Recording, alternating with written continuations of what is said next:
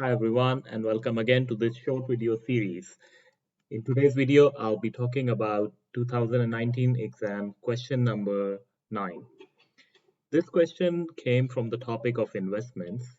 So let's look at the StudyNinja study matrix, which sorts out questions by topic and their difficulty level. So going to the topic of investments, this question came from the simple interest and there is only one question type and this is a mild kind of question. So let's open this.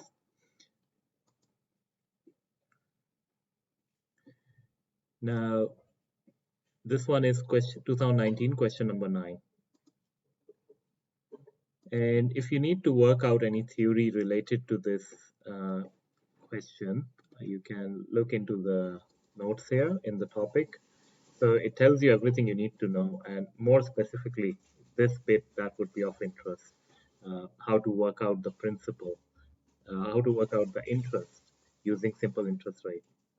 So coming to the question now, the question is asking, what is the interest earned in dollars if 800 is invested for X months, X can be any number of months, at a simple interest rate of 3% per annum.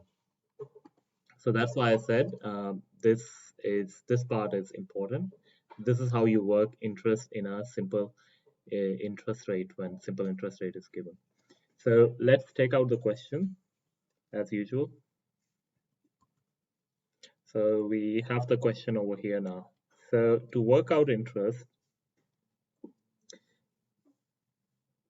$800 is invested, and every month. So first you need to think about how much interest is earned every month, right?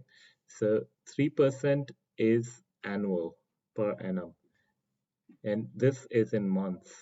So in terms of months, every month you're going to earn 3% divided by 12, right? And that needs to be multiplied by 800. 800 is the amount that you have invested, and so each month this is how much you will earn. And when it's asking you about X month, so just simply multiply that with X. So we solve this, and what we are going to get is 2X, which is option A.